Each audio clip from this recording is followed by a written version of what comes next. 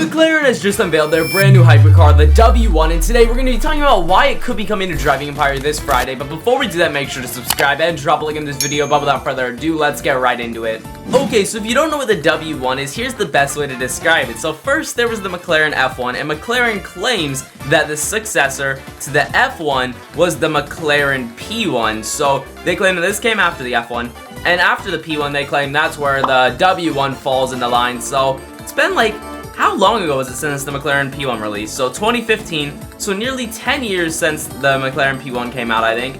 And basically, McLaren's now got this new hypercar they've just released today called the W1. And I think it could be coming to Driving Empire. Now, I'll explain why in a little bit. But first, let's actually take a look in more detail at the W1 and see, what this new hypercar is all about. Okay, so right here we can see the McLaren W1. So this is a good photo of it to showcase it all off. I personally think this car is the most beautiful design McLaren ever. Now, a lot of people will debate that, I've seen so much hate for this car for no reason. Like, people are saying, oh, it looks like a combination of this car and that car. They're like, oh, they copied this design and that design. But let's be honest, most new cars all look similar to each other, like with hypercars at least. I feel like, obviously, some brands look really unique, but I feel like, for most brands, they all look really similar, and I would say McLaren did a good job of making something unique based off of their previous designs. I don't know why they're getting so much hate. This car looks amazing in my opinion, but let's take a look at it. So we got this crazy spoiler here I wanted to talk about first. So this spoiler's unlike anything you've ever seen. Like, originally it would be like sitting forward a little bit where my mouse is, and then it goes back out there. It kind of turns like the car into a long tail in a way. That's really unique, I think. First of its kind. Interior looks really cool. It's got like this gradient shift, you'll see. You can kind of see it in this image how like it shifts from black to orange with these little dots. It's really cool. Another angle of it here looks really aggressive. Ooh, we get to see the exhaust right there. Look at that. That's really cool looking. And then you see what I'm talking about with this gradient shift. It looks really cool. We get a top view. Looks really good. What else do we got? Ooh, a different spec here. Yo, this looks sick. Look at that with like the orange accents. That's really nice. Another way to see the spoiler. Looks really crazy. Interior in orange. That looks really solid, honestly. Wow. Alright, so in this video right here, we'll see a bit more of the W1. So they have like a cool little montage of it going. I'm trying to see like the spoiler. That's what I really want to showcase. Yeah. Look at that, how crazy that thing looks. Wow. Honestly, this car is just so stunning. I can't wait for them to add it to Driving Empire. Now, I don't know if it's going to be this week, but I can guarantee they're probably going to add this. We'll go over why in a second, but whew, that is crazy. Now, let me pull up a few interesting things about this car, such as the price and the performance. Alright, so basically, here's all the stats on this car. 1,258 horsepower. They got a 342 horsepower electric motor in it, and then the rest is powered by the 4.0 liter V8 twin turbo. 0 to 60, 2.7 seconds, pretty nice. Price tag, 2.1 million. In real life, 399 units, all of them have been sold out, but in Driving Empire, I'm sure it'll be like unlimited units. So let's go over now why I think they would add it to Driving Empire. So basically, Driving Empire, they really like to add the latest cars from every brand. When brands release new cars, I kind of noticed that Driving Empire adds them. For example, with Lamborghini for sure. When they released the Lamborghini Urus, Driving Empire added that basically immediately. I'm not sure, like they might have waited a week since the release of the car or something to add it.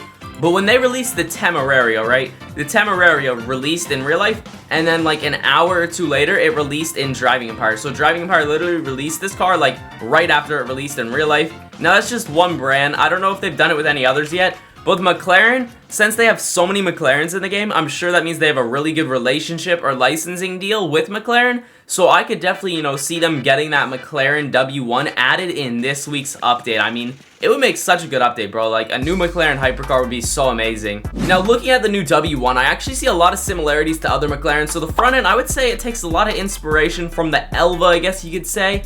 And then let me see what else it takes inspiration from. Okay, so the rear end of the MP412C, you see how they like do this exhaust? I feel like the W1 takes inspiration from these exhaust pipes, but it kind of like pushes them in the middle a bit more, so like they're closer. But I definitely see, that design element taken from this car. When you start to look at it, you really see all the design elements of the McLarens coming in. Now, what I find really crazy about this though, is that they've actually changed it up like a lot. Every McLaren has always had these style doors. Like, everyone knows these as the McLaren doors.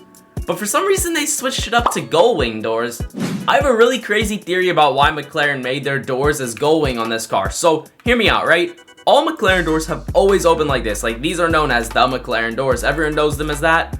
But let's take a look at the Paganis. Now, Pagani, you know, they have the gull wing door design. That's what a lot of people call their car doors. So if you look at these, some people will say, oh, those are Pagani doors, right? But I find it really interesting because some of the newer Paganis started getting McLaren style doors. Look at that. That Pagani has McLaren style doors, and the brand new Utopia has McLaren style doors too, which is interesting. So my thought is maybe they're adding gull wing doors on the McLarens because Pagani copied the McLaren doors. I don't know, that's just a little theory. Or maybe they're just like, oh, let's swap concepts. Pagani wants to take our doors, we'll take their doors. I don't know, it's kind of strange, but let me know what you think about that in the comments below. Okay, now if they do have this car this Friday, how would it work in game? So most likely it wouldn't be a car pack car because they already have a McLaren car pack with this McLaren in it and also the McLaren Elva in it. So I don't think they'd add another car pack or something or add it to this one. That wouldn't make much sense. Potentially they could do it as a limited car, but I mean, I feel like they wouldn't do it as a limited because like it's a pretty important and significant McLaren. I feel like they would want that one in the dealership, so it's probably going to be a normal car in the dealership. So we'll just have to wait until it gets added to see what actually happens. But that is going to be everything for today's video. I truly hope you guys enjoyed. If you did, make sure to drop a like. I would truly appreciate it. Subscribe and the notification bell so you never miss another upload. Check out the video on screen here. YouTube thinks you'll like it, and I will see you all in the next one. Peace.